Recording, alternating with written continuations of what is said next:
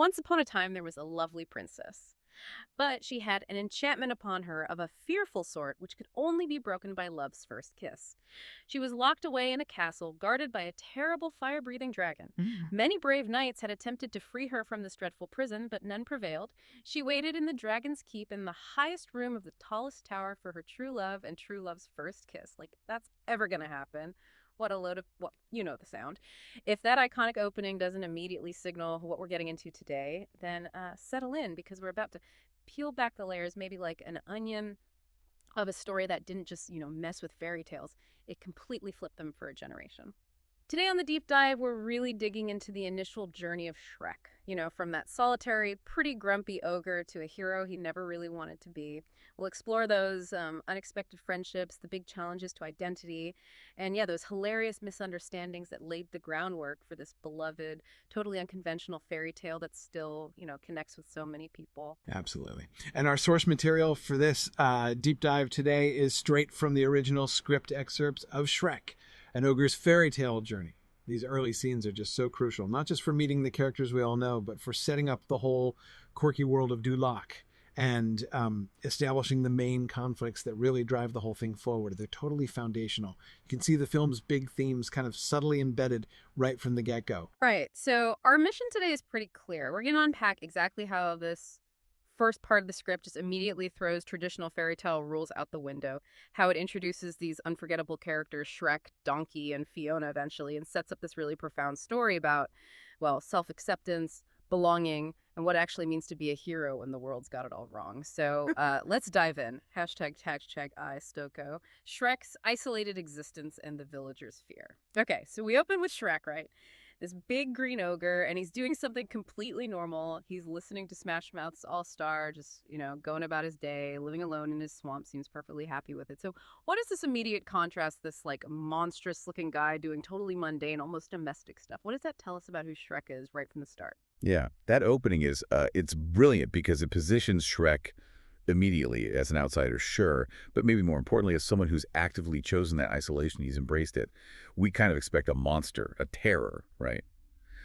But we get someone just quietly enjoying his swamp, totally self-sufficient. The humor there comes from his normal actions, contrasting with what we think an ogre should be doing. It just subtly challenges our expectations right away. Mm-hmm. He's not out looking for trouble. He just wants peace. And that makes him oddly relatable, despite, being a giant green ogre.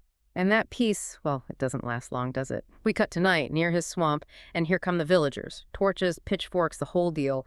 They're terrified, and it's all based on rumors. You hear them whispering, "Think it's in there. Do you know what that thing can do to you? It'll grind your bones for its bread." It just paints this picture of how the world sees him, pure prejudice. Right, and what's fascinating is Shrek's reaction. He doesn't just, roar and scare them off immediately. He plays with them. He kind of uses their fear against them, but playfully almost. He corrects them.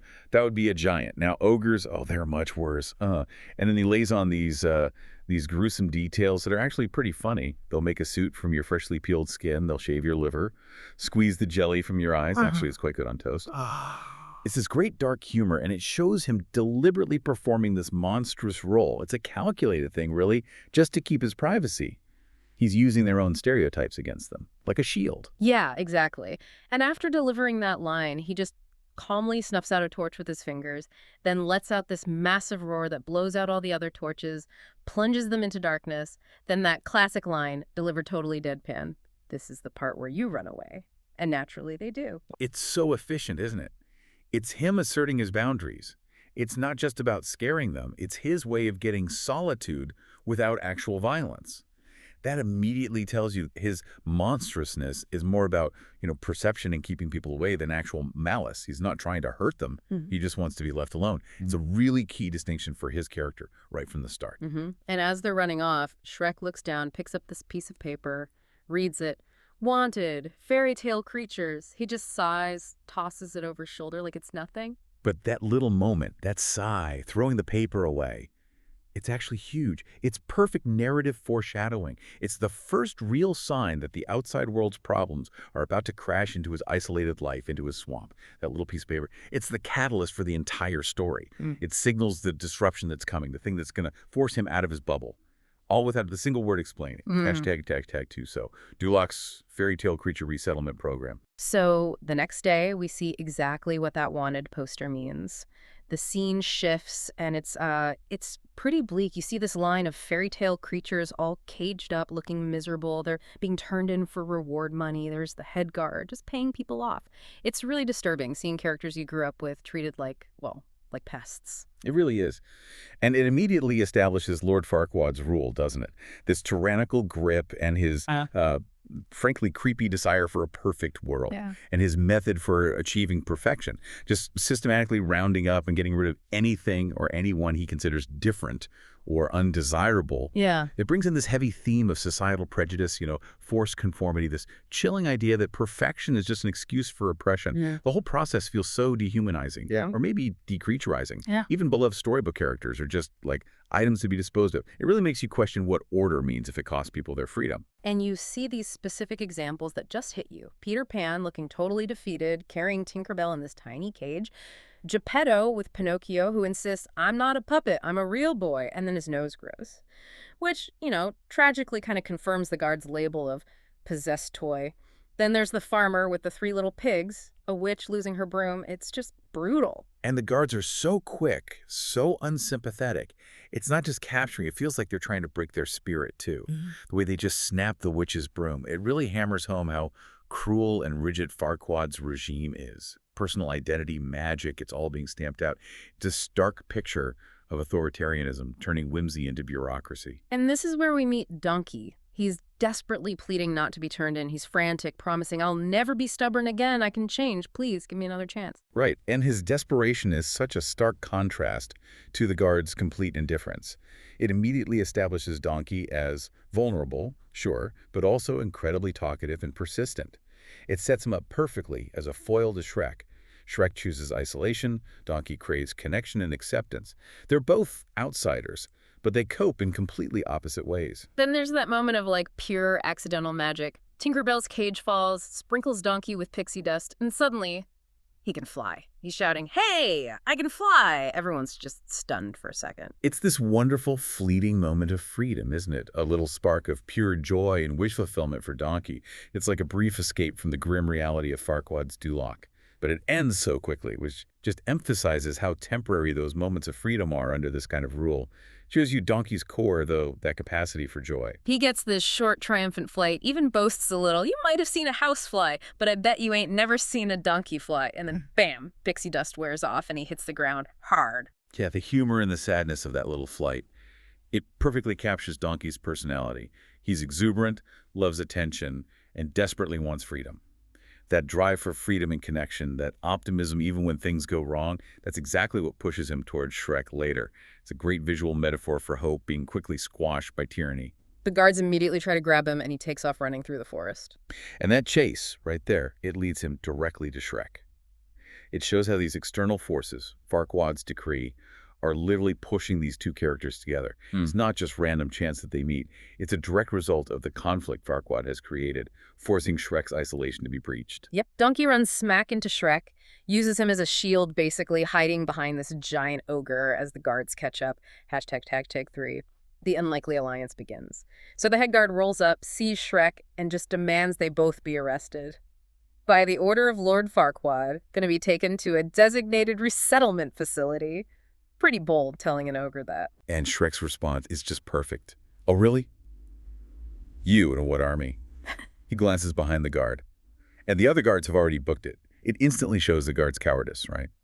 But it also establishes Shrek's power, not just physical power, but his intimidating presence. And it underlines his core desire. Self-preservation, autonomy. He's just pushing back against anyone trying to invade his space or tell him what to do. He's not looking for a fight, just asserting his right to be left alone. Donkey, meanwhile, is just buzzing. He immediately starts gushing, "You was really something back here. Incredible." Praising Shrek for putting the guards in their place. That sets up their dynamic instantly. Donkey was alone, vulnerable, hunted. Now he sees Shrek as this powerful protector, like the answer to his problems, which of course is the exact opposite of what Shrek wants. Shrek wants solitude, and suddenly he's got this this admirer, this dependent. It's a partnership born of Donkey's need and Shrek's accidental intervention. Shrek is definitely not feeling it. He tries to ditch Donkey immediately, tells him, go celebrate your freedom with your own friends. And that's when Donkey drops that really vulnerable line, but I don't have any friends. Oof, it just hits you. It shows his deep loneliness. For all his nonstop talking, he's completely alone. That makes his latching on to Shrek make so much more sense. Yeah, and he immediately decides he's sticking with Shrek. Kind of pitches it like a team-up. I'll stick with you, your mean, green, fighting machine. Together we'll scare the spit out of anybody that crosses us. It shows Donkey's practical side. He needs protection, Right. But it also shows his fundamentally social nature. He sees Shrek's strength not just as scary, but as potentially useful for both of them. He sees companionship where Shrek just sees a nuisance. It's sort of laying the groundwork for Shrek maybe needing that connection too, even if he doesn't know it yet. Shrek tries the direct approach, a huge roar, but Donkey just critiques it. If that don't work, your breath certainly will get the job done. 'Cause you breath stinks. Yeah, that immediately locks in their comedic dynamic. Shrek's intimidation tactics just bounce off Donkey's relentless, unfiltered honesty. That back and forth provides so much of the humor, but it's also what starts to wear down Shrek's defenses. Donkey just won't let him retreat into being scary. Shrek's getting totally exasperated, and that leads to probably one of the most famous lines. Ogres are like onions, he tries to explain. Onions have layers. Ogres have layers. You get it. We both have layers. This is such a key moment for us, the audience, to start understanding Shrek. Yeah. It's him trying, really trying to be vulnerable. He's attempting to explain that he's complex, that people judge him instantly, judge me before they even know me. It's all about his identity, how he's seen versus who he feels he is. He's basically saying, I'm more than just the scary surface. He's trying to redefine Ogre, maybe just for Donkey, maybe for himself too. But Donkey, bless him, takes it completely literally. Zing. They make you cry. You leave them in the sun, they get all brown, start sprouting little white hairs. Then he suggests alternatives. Cakes. Everybody loves cakes. Cakes have layers. And his personal favorite, parfait. Parfait may be the most delicious thing on the whole damn planet. It's hilarious, but it also perfectly illustrates Shrek's isolation, right? He's never really had anyone stick around long enough to try and understand his layers. So his attempt at explaining his inner self just gets met with this charmingly dense, literal interpretation. But Donkey's persistence, even in his misunderstanding, is ironically what starts breaking down those walls. It shows their different approaches to emotional stuff. Shrek guarded, Donkey wide open. It sets up their whole journey together. Even after the onion fiasco, Donkey keeps pushing to stay. He argues, you don't know what it's like to be considered a freak. Well, maybe you do, but that's why we gotta stick together. And that line, well, maybe you do, that's Donkey intuitively getting it. He understands Shrek's isolation, their shared status as outsiders, even if they handle it differently. He's appealing directly to Shrek's hidden pain, recognizing that freak status is common ground. It resonates, even if Shrek won't admit it. Shrek finally caves, just completely worn down. Okay. But one night only. Donkey is instantly overjoyed, runs into the cottage, already making plans for manly stories and, famously, waffles. And that's it. The official start of this incredibly unlikely friendship. It's born out of Donkey's sheer persistence and Shrek's reluctant surrender. It immediately sets up all that great comedic tension of them being stuck together. Shrek wants his solitude back, but the story's already hinting that maybe, just maybe, some layers need company to be peeled back. Maybe his happily ever after looks different than just being alone. #, Genesis. Cut to Shrek, trying to have a quiet dinner. He lights a candle made of earwax. It's gross, yeah, but it also kind of perfectly shows his life, right? Self-sufficient, unconventional, totally comfortable in his own, grime. Totally. It reinforces his unique lifestyle. It's not presented as horrifying, just different. It's how he lives, perfectly functional for him in his isolation. It really highlights what he's about to lose. Because his privacy just evaporates instantly. Suddenly, fairy tale creatures are everywhere. The 3 blind mice on his table, some dwarf biting his ear, the 7 dwarves carrying Snow White onto his table, the big bad wolf is literally in his bed. It's chaos, a total invasion. Yeah, the sheer overwhelming nature of it is key. It visually represents the complete loss of his cherished privacy. It's chaotic, it's funny, but it underlines just how severe Farquaad's actions are from Shrek's point of view. It's not just annoying, it's his entire sanctuary being overrun. And using all these familiar fairy tale characters makes it even more jarring and highlights the absurdity and the sort of underlying tragedy of Farquaad's decree. Shrek just explodes. His frustration boils over. I live in a swamp. I put up signs. I'm a terrifying ogre. What do I have to do? Get a little privacy. That line just sums up everything he wants. It really does. It ties his identity as an ogre directly to his need for solitude. Being scary is how he maintains his space. So when even that doesn't work, it's like an attack on his very existence, his whole way of being. And it gets worse. He opens his front door, and it's not just a few creatures, it's all of them, camped out. The 3 bears, the Pied Piper with rats, elves directing fairy air traffic. His swamp is basically a refugee camp. Right, the scale of it is huge. It shifts Shrek's problem from a personal annoyance to reflecting this larger societal issue. Although initially he only cares because it's his land. It's a great visual of how Farquaad's control impacts everyone. The film uses Shrek's very personal stake to show this broader theme of oppression and displacement, but keeps it funny. Pinocchio gives him the explanation. We were forced to come here, Lord Farquaad. He huffed and he puffed and he signed an eviction notice. That line. It reveals the extent of Farquaad's power bureaucratic tyranny. That eviction notice is what directly forces Shrek into action. It turns his personal problem into the main plot driver. It's a clever modern twist on fairy tale villainy. Donkey, of course, immediately knows where Farquaad is. Shrek's trying to find anyone else, anyone but Donkey. Who knows? No luck. Which highlights Donkey's value, right? Despite being annoying to Shrek, he has that street smarts, that knowledge of the outside world. He's the necessary guide, annoyingly so.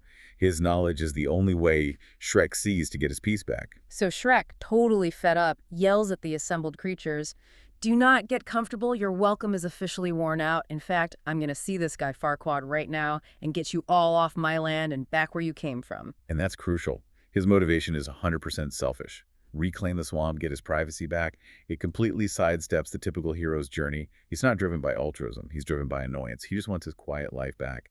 It cements him as the anti-hero, a hero only because circumstances force him into it. Donkey, naturally, is thrilled. A whirlwind big city adventure starts singing on the road again, which Shrek instantly shuts down. Allowed to hum, though. Perfect odd couple moment. Donkey's boundless optimism crashing against Shrek's grumpy cynicism. It sets the whole tone for their journey. Reluctant partnership for Shrek, exciting road trip for Donkey, totally different reasons, but stuck together. Hashtag tag V, Lord Farquaad and Duloc's perfection. Okay, let's talk about Duloc and Lord Farquaad. Our introduction to him is memorable. He's having the gingerbread man tortured by dunking him in milk. Then the magic mirror is brought in to help him find a queen. How do these first scenes just nail his character and this twisted idea of perfection? They're incredibly effective, yeah. The gingerbread man scene shows Farquaad's pettiness, but also his willingness to inflict pain just to maintain control over his perfect world. Even a cookie has to conform. His dialogue, calling Gingy the monster while threatening his gumdrop buttons, pure projection. He sees everyone else as trash because they don't fit his narrow, sterile ideal. He's the real monster, defined by his intolerance. And then with the magic mirror dismissing Fiona's little thing that happens at night that perfectly foreshadows his downfall, he's willfully blind to anything that doesn't fit his rigid plan. He embodies this toxic conformity where appearances are everything. The magic mirror sequence is hilarious too, how it just tears down those classic princesses. Cinderella's a mentally abused shut-in. Snow White lives with 7 other men she's not easy, and Fiona is the fiery redhead from a dragon-guarded castle surrounded by hot boiling lava. It's brilliant satire, right? It strips away all the romance and just presents them like items on a checklist for Farquaad's ambition. Choose a queen, become a king. Done. It also cleverly hints that Fiona isn't your standard damsel. That fiery redhead description sets her apart. And Farquaad choosing her so quickly, ignoring the mirror's warning, just reinforces how shallow he is. It's purely about convenience for his status. Zero genuine feeling involved. Shrek and Donkey get to Duloc, and it's huge, imposing, but also weirdly quiet, almost sterile. Donkey finds the information box, pulls the lever, and out pop these creepy wooden puppets singing that song. "Welcome to Duloc, such a perfect town. Here we have some rules. Let us lay them down. Don't make waves, stay in line, and we'll get along fine. Duloc is perfect place." Yeah, the contrast between the grand scale and the eerie quiet is really unsettling. It suggests the perfection is fake, maybe sinister, maintained by force, and that jingle, it's so cheerful yet so chilling. It's basically indoctrination into Farquaad's ideal of conformity. Don't make waves, stay in line. It spells out that Duloc is perfect because it crushes individuality. It's the complete opposite of everything Shrek represents, and honestly, the opposite of authentic life. It's like this sugar-coated totalitarianism, a really creepy vibe. Hashtag 6. The tournament in Shrek's champion status. So Farquaad holds this tournament. He addresses the brave knights, promising the winner the privilege of rescuing Fiona. Then he drops that line, "Some of you may die, but it's a sacrifice I am willing to make." Just wow. Then he sees Shrek, instant disgust. "Oh, what is that? It's hideous," and immediately changes the plan. The one who kills the ogre will be named champion. That just perfectly sums up Farquaad, doesn't it? His utter disregard for anyone else's life. They're just pawns for his ambitions, so callous. And his reaction to Shrek, pure prejudice based on appearance. It crystallizes the conflict.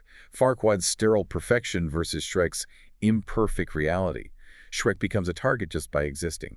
The irony, of course, is that Farquaad, trying to get rid of Shrek, accidentally sets him up to win. He forces the anti-hero right into the center stage. Shrek's fighting style is pure chaos. Tries to settle this over a pint, drinks the beer, smashes the barrel tap, uses the mud. Donkey accidentally takes out a few guys with a rolling barrel. Shrek's using furniture, even bantering with the crowd. "Yeah, I'm here till Thursday. Try the veal." It's such a great sequence. It shows Shrek's raw power, his cleverness, and this kind of unexpected flair for performance almost. The way it's filmed really emphasizes his brute force and totally unconventional moves compared to the knights. It completely flips the script on what a heroic fight looks like. He's not elegant, but he's effective and surprisingly entertaining. He wins not by following the rules, but just by being himself an ogre. And after he somehow beats everyone, Farquaad actually declares him the champion. Shrek's reaction is immediate and practical. "Quest. I'm already in a quest to get my swamp back." Then he cuts a deal. Farquaad gives him back his swamp exactly the way it was, gets rid of the squatters, and Shrek will go get the princess. The irony is just delicious. Shrek wins because he's an ogre, using ogre tactics. Yeah. He turns Farquaad's own game against him, disrupting the very order Farquaad craves. And yeah, his motivation is crystal clear. It's purely transactional. He wants his swamp back. That's it. It reinforces his anti-hero status. Yeah. He's not doing this for glory or chivalry, just for peace and quiet. Self-interest all the way. Donkey, as always, cuts right through it. "You're gonna go fight a dragon and rescue a princess just so Farquaad will give you back a swamp which you only don't have because he filled it full of freaks in the first place. Is that about right?" He just nails the absurdity of it, doesn't he? He sees the ridiculous loop therein, even if Shrek doesn't want to acknowledge it. It's great comedic commentary on how convoluted these quests can be when the motives are selfish. And they revisit the ogre layers thing again. Shrek tries to explain he's not some stereotypical monster, not decapitating villagers or whatever, but Donkey's still stuck on kick and parfait. It just highlights how hard it is for Shrek to be seen as anything other than, well, an ogre. It really deepens that struggle Shrek has with his identity. He wants to be understood as more complex, but he just can't quite articulate it in a way Donkey gets. This ongoing back and forth with Donkey is so important for his character arc. It shows his desire for acceptance clashing with his frustration of being misjudged. Even with the humor, it's vital for us, the audience, to see Shrek trying to break out of that box. It mirrors the journey he's on himself, slowly, painfully, letting someone see beneath the surface. Hashtag take 7. Journey to the Dragon's Keep and Fiona's rescue. All right, so Shrek and Donkey head off. We get that montage showing them traveling, finding a rhythm. There are little moments like Shrek struggling with the campfire and Donkey just peeing on it to put it out. Crude, maybe, but it shows they're kind of getting used to each other. Those small moments, even the gross ones, are really important. They build the foundation of their weird friendship, despite all the bickering. Shows a kind of comfort starting to form. And the Dragon's Keep itself, this giant volcano, boiling lava, looks properly dangerous. Sets the stakes. Donkey's immediately worried about the brimstone smell, and Shrek teases him, but Donkey snaps back. "I know what I smell. It wasn't no brimstone." Yeah, the environment building is great, creates real tension, and Donkey pushing back, even about a smell, shows he's getting more comfortable challenging Shrek. He's less intimidated. Maybe Shrek's layers are having an effect. Donkey's terrified on that mickety bridge over the lava. Classic scene. Shrek teases him, "Let's have a dance then, shall we?" Bouncing the bridge. Inside the castle, it's creepy, skeletons everywhere. Donkey goes into his fear monologue. Fear's a sensible response to an unfamiliar situation.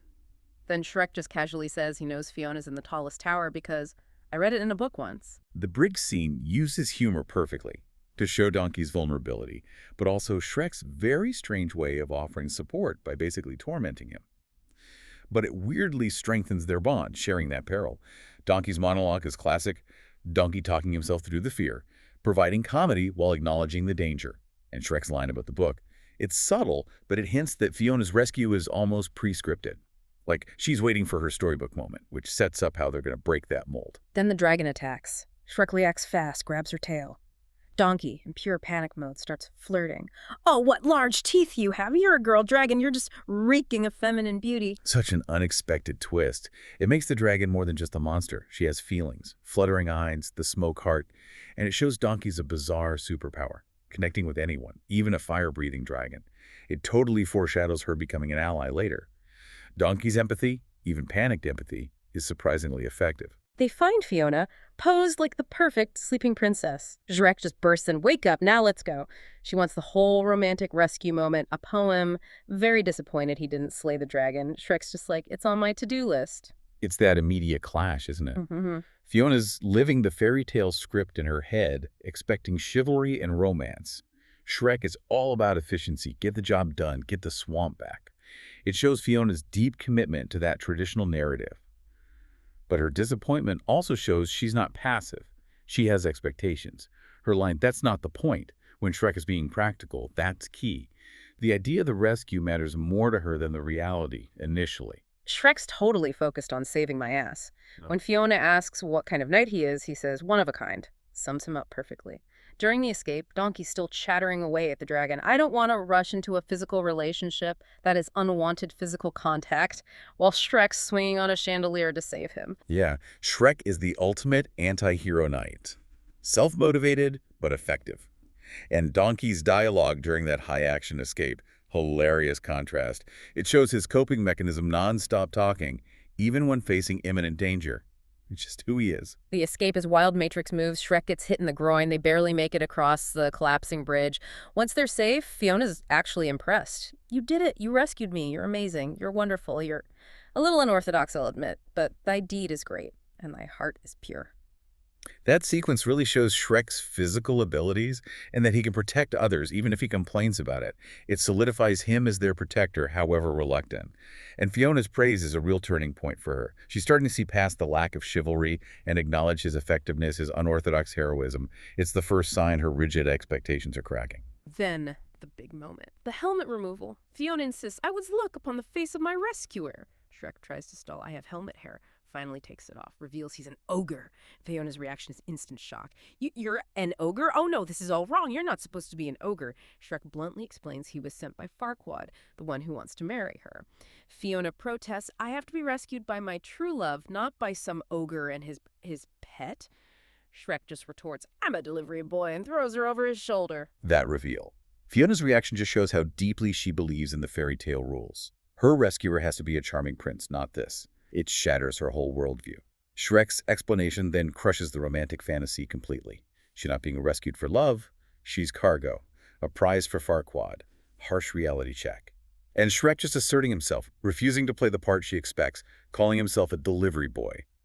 It's funny, but it firmly establishes his role. He's not here for romance, he's here to complete the transaction for his swamp. It perfectly defines his anti-hero stance and sets up all the tension to come. #8. The journey back and growing bonds. So Fiona's obviously not happy about being carried like a sack of potatoes. Donkey asks Shrek how to let someone down gently. Fiona, still slung over his shoulder, advises, "You just tell her she's not your true love," prompting Shrek to drop her immediately. Then Shrek and Donkey share that joke about Farquaad's height. Men of Farquaad's stature are in short supply. Fiona actually defends him at first. Right. Her indignation shows she's still clinging to that princess ideal, expecting better treatment. Her advice about true love is steeped in that fairy tale logic she's lived by, even as it's falling apart around her. The shared joke between Shrek and Donkey is a nice little moment, though. Shows them bonding. And Fiona, defending Farquaad, shows her initial naivete, still buying into the idea of the powerful ruler as a worthy match. Then Fiona suddenly insists they need to camp because of robbers in the woods. Shrek dismisses it. "I'm scarier than anything we're gonna see." At the campsite, Shrek picks a cave. Fiona makes it homey with a bark door and snaps, "I said goodnight," at Donkey. Yeah, her sudden insistence on camping feels like more than just robbers, doesn't it? It hints at her secret, her need to hide before sunset. Her making the cave homey shows she's adaptable, more resilient than just a tower princess. but snapping at Donkey. Shows her need for privacy, reinforcing that she's hiding something. Later that night, Shrek and Donkey have that great scene looking at the stars. Shrek makes up ogre constellations. Throwback. The only ogre to ever spit over 3 wheat fields, Bloodnut the Flatulent. It's the first time he really opens up, shares something personal, even if it's silly. It's such a crucial scene for Shrek. He's lowering his guard, sharing these quirky bits of ogre culture. It shows there's more to him than just grumpiness. He's inviting Donkey into his world just a little bit. It shows he does crave connection, wants to be seen as more than just scary. It's a huge step in peeling back those layers, showing vulnerability through humor. Shrek then mentions wanting to build a 10-foot wall around my land. Donkey's insight here is amazing. I think this whole wall thing is just a way to keep somebody out. Are you hiding something? And Shrek finally cracks. Everyone. Okay, people take one look at me and go, ah, help, run. A big, stupid, ugly ogre. They judge me before they even know me. That's why I'm better off alone. Donkey's response is so simple but so powerful. When we met, I didn't think he was just a big, stupid, ugly ogre. That's Donkey really seeing Shrek, isn't it? Cutting through the defenses to the fear underneath. Shrek's admission is heartbreaking. It explains why he's built those walls, fear of rejection, judging himself before others can. And Donkey's reassurance. It's pure, unconditional acceptance. It directly challenges Shrek's deepest insecurity. It's the start of Shrek maybe believing he doesn't have to be alone, that someone might actually see past the ogre. It's incredibly touching. The next morning, Fiona's making breakfast after accidentally exploding a bird with her singing. Tries to make it up to them. Then Shrek lets out a massive belch. And Fiona answers with her own belch. Just a casual, thanks. Her making breakfast shows her trying, shifting from princess demands to being part of the group. But the belching scene, that's a huge turning point. Fiona's belch just shatters that princess facade. It creates this unexpected moment of shared, unconventional connection with Shrek. It hints at her true, less than proper nature, and suggests they're bonding over authenticity, not politeness. It's them finding common ground and rejecting norms. Then they run into Robin Hood and his merry men, they start singing, and Fiona just unleashes this incredible display of martial arts, takes them all down, Matrix style, knocks Robin Hood out cold, Shrek is floored. Hold the phone! That was amazing! Where did you learn that? That sequence just blows the passive princess trope completely out of the water.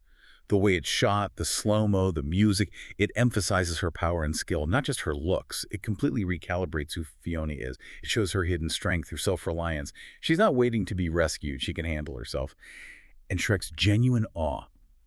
That's him seeing her, not just the princess title. His attraction is clearly growing based on who she actually is. Then the arrow in Shrek's butt. Pure comedy. Donkey panics. Fiona calmly sends him off to find a blue flower with red thorns, clearly just to get him out of the way. The montage that follows shows them getting closer. Shrek helping her across the stream, Fiona catching bugs for him in a spider web and licking her fingers, Shrek making a toad balloon, Fiona making one out of a snake. The arrow bit is classic slapstick, showing Donkey's panic and Fiona's cleverness. But that montage, those wordless moments are so important. They show this growing comfort and affection, sharing weird food, making gross balloon animals. These aren't traditional romantic gestures. They're signs of them connecting on a deeper, more authentic level, accepting each other's unconventional habits. It's intimacy built on shared weirdness. #IX. The secret revealed in Misunderstanding. They finally reach a windmill near D-Lock. Fiona starts fussing over Donkey, saying he looks sick. That's what they always say, and then next thing you know, you're on your back, dead. Donkey's complaining too. It feels a bit like she's stalling. Yeah, her concern for Donkey might be genuine, but it also feels like an excuse. She needs shelter before sunset, doesn't she? It builds that suspense around what she's hiding. At dinner, Shrek cooks weed rat. Fiona loves it. He invites her to his swamp, offers to cook swamp toad soup, fisheye tartare.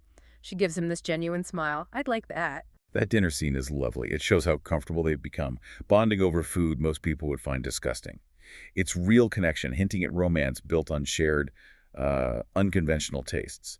Her genuine smile says so much. But then sunset approaches, and Fiona panics. Pretends she's afraid of the dark, rushes into the windmill. Donkey pipes up, I see what's going on here. You're afraid of the dark, aren't you? Then admits, I'm still afraid of the dark. Right, the panic is real, but the reason is hidden. Donkey's guess is wrong, but his own admission is sweet. It sets up the reveal perfectly. Donkey then tells Shrek he thinks they're digging on each other. Shrek immediately denies it. She's a princess and I'm an ogre. Walks off to get firewood, even though there's a huge pile right there, clearly wrestling with his feelings. That denial, The unnecessary firewood trip. It screams insecurity. He wants to believe it, maybe, but his self-image won't let him. He thinks he's unworthy. His layers are protecting him from potential hurt again. So Donkey goes into the windmill and sees Fiona transform into an ogre. He freaks out. Ah, no help, Shrek, Shrek, Shrek. Thinks she ate the princess. Fiona has to explain the curse. By night, one way, by day another. This shall be the norm until you find true love's first kiss and then take love's true form.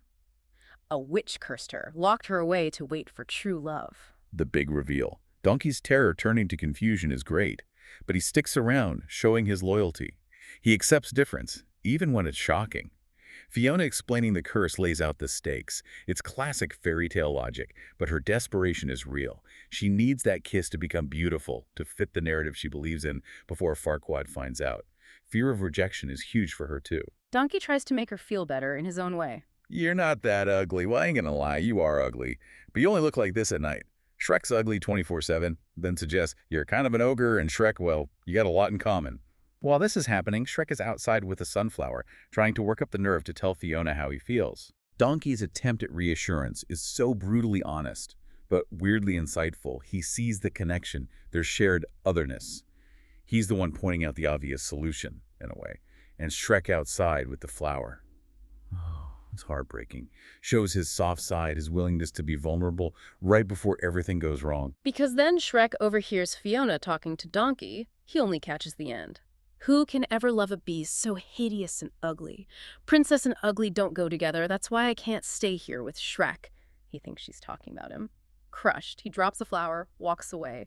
Donkey promises Fiona he won't tell, but insists she has to.